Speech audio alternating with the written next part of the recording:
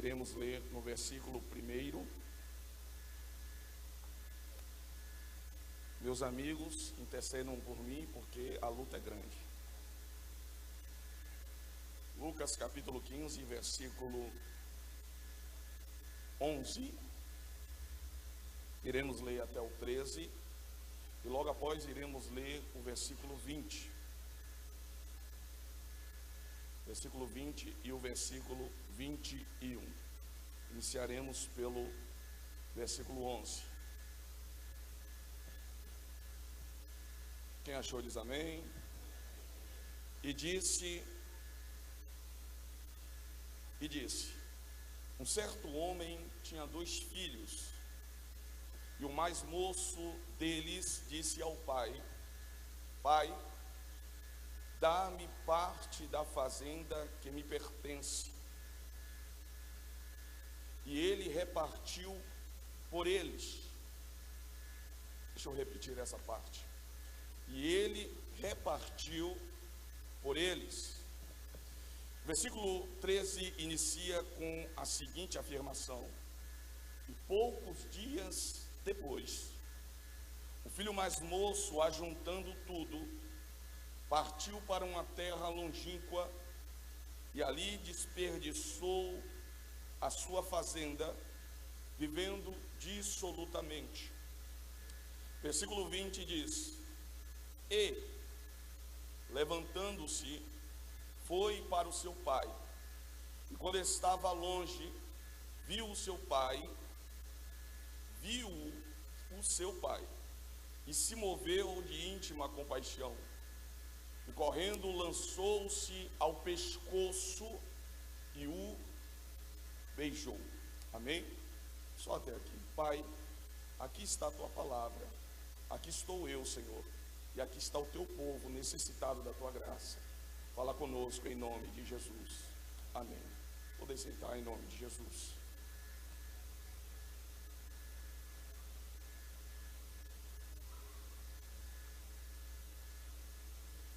Amados irmãos,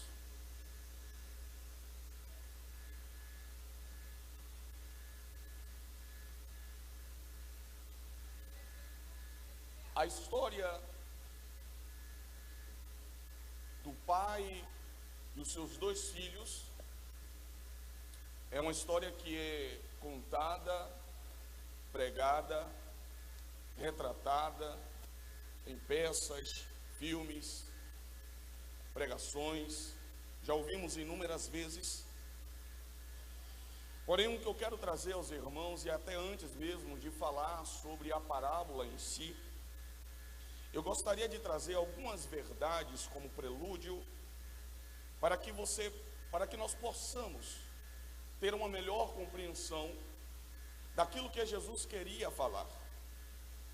O capítulo 15, conhecido entre os teólogos, os biblicistas, como o capítulo das coisas perdidas, na verdade é uma continuação de um diálogo que Jesus está tendo. Embora que no versículo 2, no capítulo de número 15, fala que Jesus estava falando com fariseus e escribas, e eles murmuravam. Percebe-se que no capítulo 14, logo no seu início, a Bíblia nos relata que Jesus estava ministrando, ou melhor, Jesus era um dos convidados. Segura um pouquinho, por enquanto, só um pouquinho. Jesus estava ministrando, ou melhor, Jesus estava jantando na casa de um príncipe dos fariseus. E na casa deste homem havia um homem que era hidrópico. E o que é hidrópico? Alguém que retém líquido. E era um dia de sábado. E Jesus questionou a eles se era lícito curar aquele homem, se era lícito manter aquele homem daquela mesma maneira. E o que me chama a atenção é que eles não falavam nada. Jesus curou aquele homem. E após Jesus curar aquele homem, quem está me ouvindo diz amém. Após Jesus curar aquele homem, Jesus começa a discorrer inúmeras parábolas, amado pregador. E percebe-se que no capítulo 15, inicia-se com a conjunção verbal e. E é uma conjunção de continuidade. Jesus está então dando continuidade àquelas parábolas que ele iniciou no capítulo 14. Então, dentro desse conteúdo, dentro desta visão, dentro dessa perspectiva, eu preciso dizer aos irmãos que aprendemos que dentro do capítulo 15 existem 3 parábolas. Só que lendo o texto, nós percebemos que não se trata de 3 parábolas. Trata de uma parábola com cadências, ou melhor, com sequências em potencial. Por que eu falo isso? Porque Jesus, no versículo 3 do capítulo 15, diz que Jesus lhes propôs esta parábola. Então, quando Jesus está falando, ele apresenta esta parábola. Está falando de apenas uma parábola. Quando passamos para o versículo 8, quando vai falar-se da parábola da dracma perdida, o texto diz que ele fala da seguinte forma: ou qual uma mulher, dando continuidade àquilo que foi retratado no versículo 3. E quando ele vai falar da parábola do filho perdido, ou da história do filho pródigo, e diz, e continuou. Logo, isso me dá a entender que se trata de uma história apenas, com uma cadência sequencial e em potencial. Isso é uma técnica de oratória. Jesus está mostrando a ideia de Jesus dentro dessa ilustração é fazer com que cada vez os seus interlocutores observem a sua mensagem e, observando a sua mensagem, entrem e sejam sensibilizados. Por quê? Porque a mensagem que Jesus está pregando, quem está me ouvindo diz amém. Quem está me ouvindo diz amém. Jesus está ministrando e a ideia dele não é convencê-los apenas, mas sensibilizá-lo. Então a gente percebe que na primeira parábola ele fala sobre 100 ovelhas. E dessas 100 ovelhas, uma se perde. E dentro desta visão, falamos que se trata de apenas uma ovelha que é tratada para o comércio. Ou seja, dentro de uma visão temporal, ali se trata de uma história presente. Não tem relação, não tem relacionamento, não tem afeição, não tem afetividade. Eu só estou cuidando daquela ovelha porque eu pretendo vendê-la. E de 100 eu vou escolher, eu vou atrás, ou melhor, das 100 uma se perdeu. E mesmo assim eu vou atrás dela. Jesus então, para intensificar a sua ilustração, no versículo 8 ele fala sobre a dracma perdida. Da agora não se fala mais da questão temporal do presente, mas se fala de um futuro. Porque a dracma perdida, ela era uma dracma que fazia parte de um colar, assim eu aprendi, que fazia parte de um colar que era preparado para um casamento. Logo está falando de um futuro, logo está falando de uma perspectiva, mas não é mais 100. A proporção agora cai de 100 para 10. Se a ovelha era 100 para 1, agora a dracma é de 10 para 1. Jesus fazendo com que eles se envolvam na história. Agora Jesus começa a narrar a história do filho pródigo. E a história do filho pródigo, Jesus agora fala dentro de uma sensibilização de um contexto do passado. Não é mais como a ovelha do presente, sem afeição. Não é mais como a mulher com a moeda do futuro, pensando naquilo que poderia acontecer. Agora Jesus fala sobre o passado, fala sobre história, fala sobre vínculos, fala sobre relacionamentos. E a intensidade não é mais como as ovelhas, 100, não é mais como as 10 dracmas. Agora a proporção cai de 2 para 1. Então perceba, 100 para 1, 10 para 1 e 2 para 1.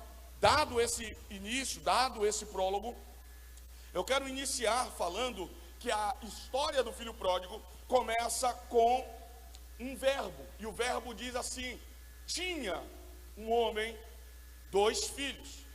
Embora que o texto a gente conheça o pai do filho pródigo como alguém abastado, como alguém que tinha condições, como alguém que tinha empregados, como alguém que tinha heranças, como alguém que tinha dinheiro, como alguém que tinha poder, mas Jesus inicia a sua fala contando a história do filho pródigo com a seguinte sequência: tinha 2 filhos. Por quê? Porque a propriedade, porque as riquezas, porque aquilo que eu construo não pode ser maior do que aquilo que eu gero.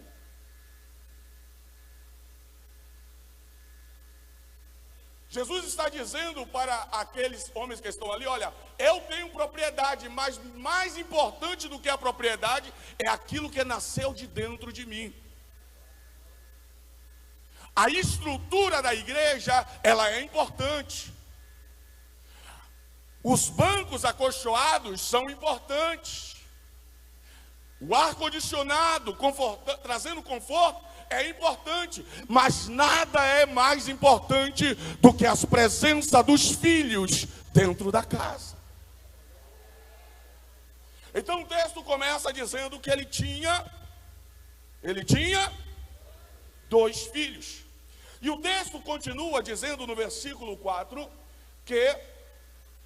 no versículo 12, que o mais moço falou para o pai: pai, dar-me a parte da fazenda que me pertence. Ora, se dentro do nosso contexto cultural, alguém pedir ao pai a herança, já é algo tenebroso, já é algo assombroso, já é algo horrendo, já é algo vergonhoso. Dentro do contexto que Jesus está anunciando para aqueles homens, é algo que estava fora de cogitação. O que aquele menino estava fazendo era dizendo para o pai que não se importava mais com o pai.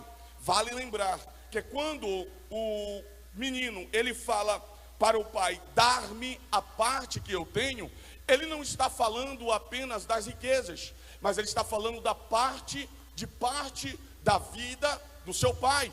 Porque se o pai tem alguma coisa, é porque ele construiu. Se o pai possui uma propriedade, é porque ele despojou do seu tempo, despojou do seu contexto de vida para construir aquelas propriedades. Mas o que me chama a atenção aqui é que quando o texto no versículo 14, no versículo 13, diz que o pai, versículo 12, diz que não só o filho mais novo recebeu, mas o filho mais velho também recebeu. E a gente não percebe isso pelo fato de que o filho mais velho, ele se cala, ele não fala nada. Pense comigo, eu sei que nós somos inteligentes, raciocine comigo. O filho mais velho é alguém que tem toda a primogenitura do seu pai logo após o pai morrer. E aí eu penso comigo, eu sou irmão mais velho, eu tenho uma irmã mais nova do que eu. E geralmente, todo irmão mais velho é referência para o mais novo. Todo irmão mais velho é referência para o mais novo. Aquele garoto, quando tomou essa decisão, tende-se geralmente aos irmãos mais novos serem mais impetuosos. Não se preocupam com as responsabilidades, não tem preocupação com o aquém, com o futuro. Penso eu, e aí não é o que está no texto, mas fazendo uma análise familiar, uma análise de relacionamento, que o irmão, até comprovado no texto ao decorrer, o irmão, ele não estava tão satisfeito. Agora tem gente que geralmente não está satisfeito, mas fica murmurando de um lado para o outro. Não tem coragem para falar para o pai o que realmente sente. E aí prefere ficar falando para um, zumbindo no ouvido do outro. E infelizmente, o irmão mais novo cai no pecado de falar aquilo que pensa. O irmão mais novo recebeu a herança, mas o irmão mais velho também recebeu. E aí o que me assombra é que no versículo posterior diz que não muitos dias depois. E o que é isso, pregador? Ele tomou uma decisão, mas ele não sabia se ele queria realmente tomar essa decisão. Clareia a minha mente, por favor, pregador, para eu entender o que é que Deus quer falar comigo nesta noite. Ninguém toma decisão de uma hora para outra. Ninguém desvia de uma hora para outra. Ninguém vai fazer coisas erradas, viver no mundo de uma hora para outra. São coisas mínimas, são fraquezas. Alguém que fala no ouvido desanima. Deixa de vir para a escola bíblica dominical. Deixa de vir para o culto de doutrina. Deixa de participar do grupo. Vai minando, vai minando. Aquele menino ficou algum tempo ainda dentro de casa. Por quê? Porque ele esperava que alguém chegasse para ele e dizer: acorda, está vendo o que você fez foi errado, está na hora de alertar. Mas deixa eu falar uma realidade para você: nem sempre isso vai acontecer, nem sempre vai ter alguém que vai te dar um saculejão e vai dizer: olha, vamos voltar para o caminho. Não, às vezes a gente vai ficar sozinho, ouvindo as vozes da nossa própria mente, dos nossos próprios desejos. Mas Deus trouxe-me aqui com uma palavra nesta noite para dizer: mesmo você sendo fraco, continua sendo filho.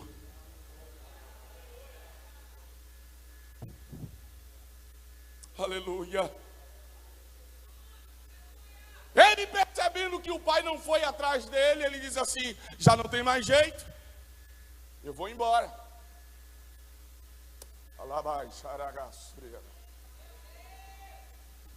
E o que é que ele faz? Gasta tudo, perde as fazendas, perde o seu dinheiro. Enquanto tinha alguma coisa, alguém ficou próximo dele, mas depois que perdeu tudo, não tinha mais nada, se afastaram. O texto nos traz a ideia de que ele foi para a terra tão longínqua que a cultura do lugar não se assimilava à cultura dos seus familiares. Dá-se a entender que está falando de uma família judaica, judia. E em certo momento, aquele rapaz, ele pediu para cuidar de porcos. E o texto diz que ele desejava comer das alfarrobas que aqueles porcos comiam. Escute, desejava, mas não comia. E é no pior momento, e é no fundo do poço, meu amigo, que o texto diz: e ele caindo em si. Ora, a queda não é uma coisa boa. Ninguém gosta de cair. Mas esse cair aqui é o melhor das quedas que qualquer um de nós poderíamos ter. Ele caindo em si, disse: na casa do meu pai, até os empregados, eu estou desejando alfarroba. Os empregados do meu pai têm pão com fartura.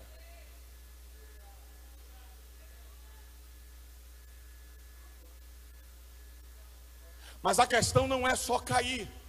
Porque quantas vezes você que está me ouvindo e foi convidado nessa noite, caiu em casa, caiu na mesa de um bar, dizendo: não é certo aqui, mamãe não me ensinou a viver essa vida, papai não me ensinou a viver essa vida. Quantas vezes você caiu em si depois de uma noia? A questão não é só cair. O texto diz que depois de cair, ele fez o seguinte: levantar-me-ei.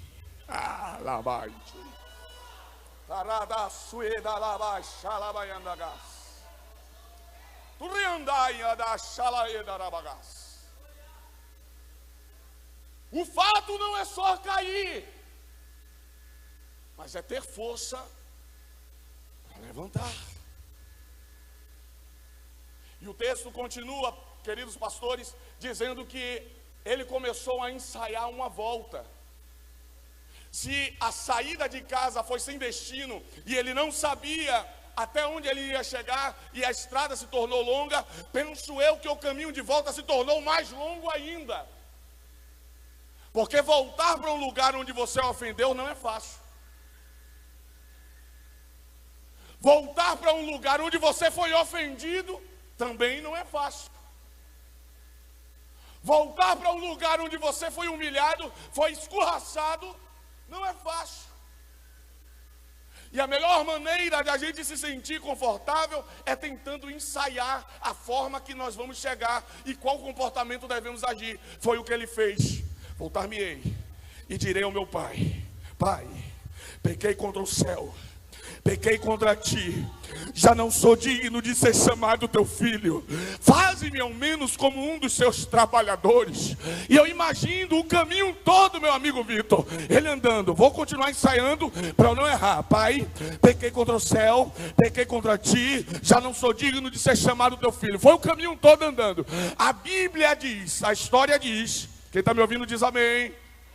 Quem quer ir embora diz amém. Eu sei que você quer, não disfarce não. Mas vamos terminar. Brincadeira, gente, para vocês não ficarem tensos. A Bíblia diz que quando ele chega à porta do território, o pai de longe o vê, o reconhece. E a Bíblia diz que o pai foi até a ele. É lindo isso. Mas quer ver ficar mais lindo? Deuteronômio, capítulo 21. Se não me falha a memória. Deuteronômio, capítulo 21, versículo 18 ao 21. Diz que o filho rebelde, o filho que não honrava o seu pai e nem a sua mãe, deveria ser lançado à frente da cidade e deveria ser morto a pedradas. Deveria ser apedrejado. Ou seja, aquele homem tinha muitas terras. E geralmente em terras e em fazendas, os ribeirinhos, as pessoas mais pobres, elas ficavam à frente da fazenda. Se aquele menino passasse por aquele local sem a presença do pai, ai meu Deus, deixa eu melhorar isso aqui, para ver se você dá um glória em nome de Jesus. Se aquele menino passa na porteira da cidade, da fazenda do pai, sem a presença do pai, ele morre. O que o pai está fazendo é o seguinte: antes de pegarem você, primeiro tem que passar por mim. Ai meu Deus, deixa eu ver se tem alguém vivo e grato aqui. Você estava perdido, lançado nas trevas, não tinha força para levantar. Jesus foi até você, te abraçou, te cuidou. Ele toma conta de você.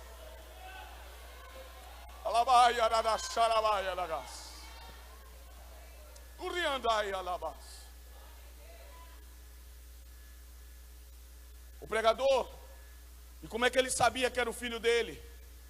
Ele voltou roupas rasgadas, ele voltou sujo. De longe dá para saber que alguém é alguém porque está sujo e fedendo, sim ou não? Dá para saber de longe, fedendo? Não. Mas pastor Junival, ele conhecia o andar do filho.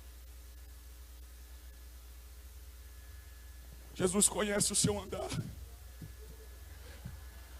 Está andando por lugares errados, mas continua com o mesmo jeitinho de quando era uma criança dependente. Ai,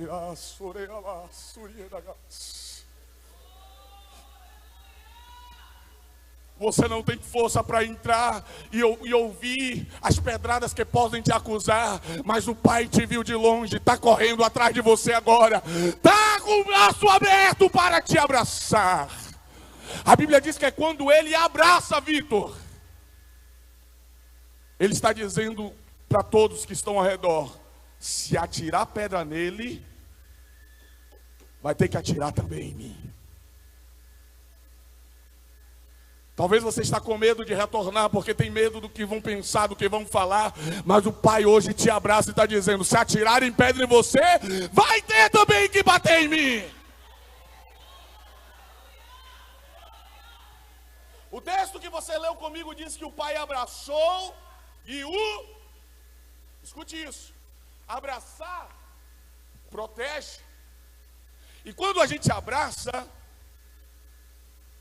só fica um espaço do corpo onde a gente pode beijar. Onde é? Fala comigo para a gente ir embora, terminar. Vamos lá? Onde é? O rosto.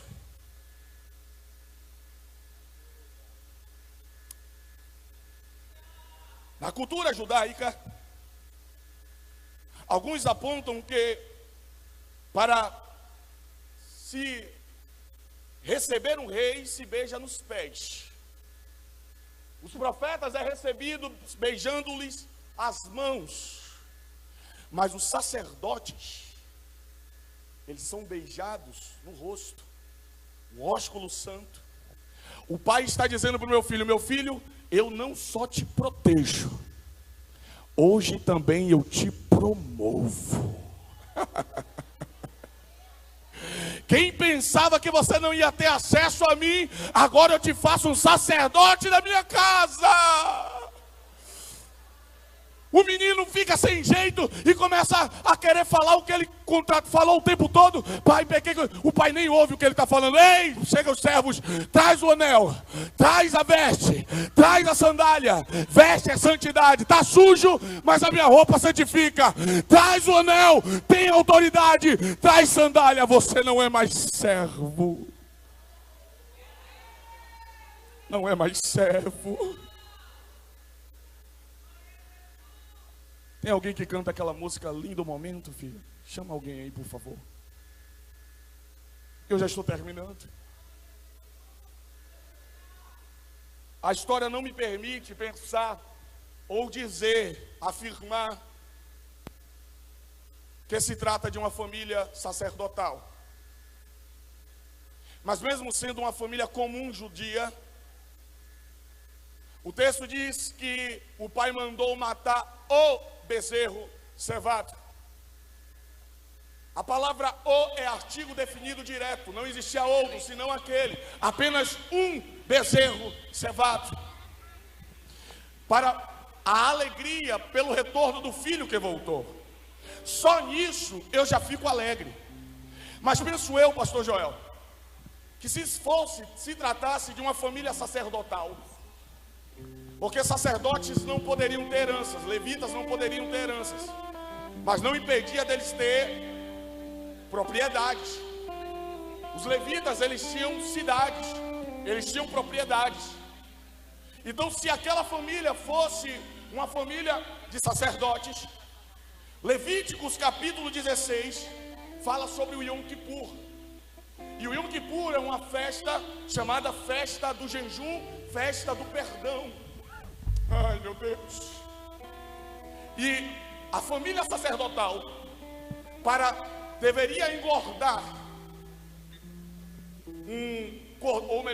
um bezerro, não um bezerro, um novilho. Deveria engordar aquele novilho para que no dia do sacrifício ele fosse dado como perdão pelos pecados da família. Aí eu penso comigo, se aquela família fosse sacerdotal, talvez esse novilho que foi separado lá, fosse um novilho para entregar lá no sacerdócio. Mas não existe perdão, não existe sacrifício perfeito, se a família não estiver alegre.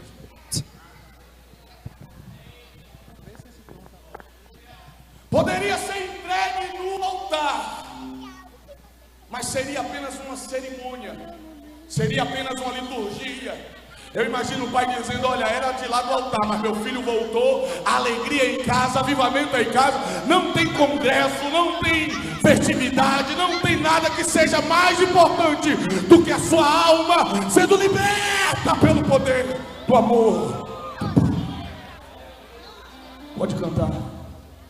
Tão lindo é cada momento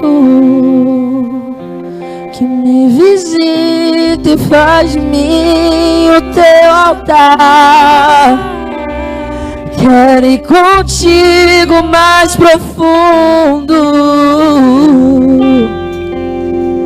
Segura minha mão, sei, nunca vai soltar. Eu pedi permissão ao pastor, você pode ficar de pé comigo? Tão lindo é cada momento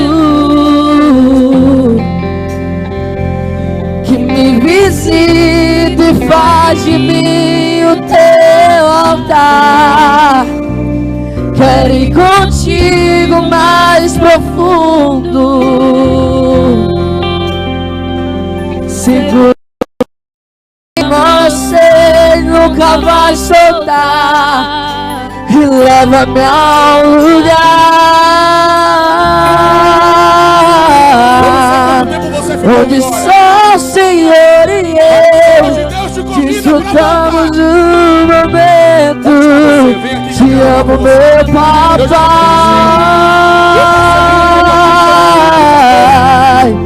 Eu dependo desse amor. Você que entendeu essa mensagem, eu sei que morro. fica só o teclado por enquanto comigo e o cantor. Onde está você? Onde está a primeira pessoa para Jesus? Isso.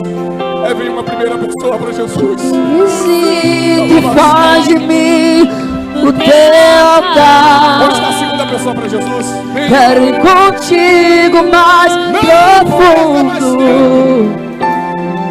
Lá fora não é o seu lugar. Segura minha mão, você nunca vai soltar. Segura um pouquinho. Quantas vezes você caiu em si, mas não teve coragem de se levantar? Hoje tem uma igreja que está intercedendo por você. Esse é o momento de você se levantar, retornar para a casa do Pai. Onde está a segunda pessoa para Jesus? Volta logo, vem, vem. Eu já não posso passar muito tempo. Vem, vem. Teus problemas transformou minha tristeza e mudou minha vida inteira. Me vestiu com roupas novas, pôs azeite em minha cabeça, me deu um lugar na mesa. O meu Pai não me rejeita, a Senhora me atormenta, me livrou dos problemas, transformou minha tristeza e mudou minha vida inteira. Me vestiu com roupas novas, pôs azeite em minha cabeça, me deu um lugar na mesa e mudou minha vida inteira. Babaxaia da Surei da Gás. Eu quero fazer um ato profético aqui que o Senhor está me ordenando aqui. As mamães que estão aqui, os filhos não estão. Vem aqui que eu quero orar por você. O filho está lá fora. E você diz: Senhor, eu não aguento mais, Senhor. Vem cá que eu quero orar por você. Vem cá, isso. Cadê as mamães? Vem cá que eu quero orar por você. Eu não suporto mais, Senhor, do jeito que ele está lá fora. Eu não sei mais que decisão tomar. Vem aqui que nós vamos orar agora. Olha lá, vai. Me atormenta, me livrou meus problemas, transformou minha tristeza e mudou minha vida inteira. Temos quantas? Três? É três pessoas? Onde está a terceira pessoa para Jesus? Onde está a terceira pessoa para Jesus? Vem logo. Eu vou entregar o microfone ao pastor. Não perca essa oportunidade. Me atormenta, Papai te ama. meus Papai não te problemas, transformou minha tristeza. Está entregando a vida a Jesus? Aqui também. Aqui está entregando a vida a Jesus. Alguém me informa, por favor. Roupas novas, Sim. pôs azeite minha cabeça, Quarta pessoa para Jesus. deu um lugar na mesa. O meu Pai me rejeita. Leva para o altar. Se você não estiver aqui, o motivo dessa festa é porque você está aqui. Onde só o Senhor e Segura um pouquinho aí, gente. Segura um pouquinho aí, gente. É isso. Isso aqui não é um anfiteatro.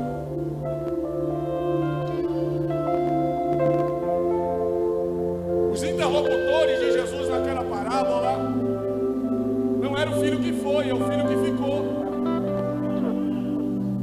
E às vezes o que entristece o coração de Deus, e eu que não sou nada me entristeço, é que quando o filho retorna e tem festa, o filho mais velho, que também teve parte na herança, não se alegra.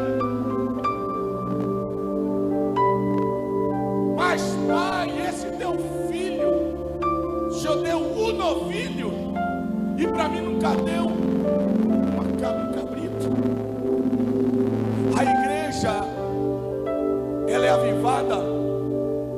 não pelo que Jesus faz na minha estrutura material.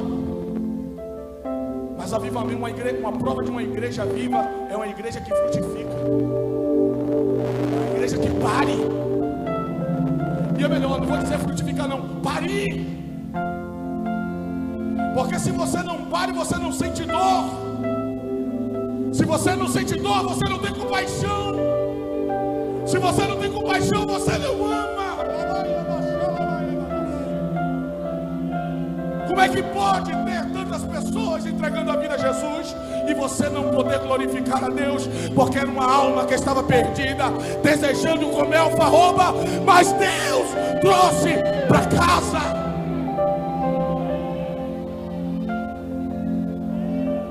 Cadê você? Venha. Não resista. Não resista. Não resista. Eu vou fazer a oração agora, mas eu quero você aqui. Venha. Não dá mais para você ficar do jeito que está, rapaz. Não dá mais para você ficar do mesmo jeito que você está, moça. Tá vendo que esse caminho só está te levando para a destruição? Tá vendo que esse caminho está te levando só para as coisas ruins dessa vida? É hora de você voltar. É tempo de voltar. De se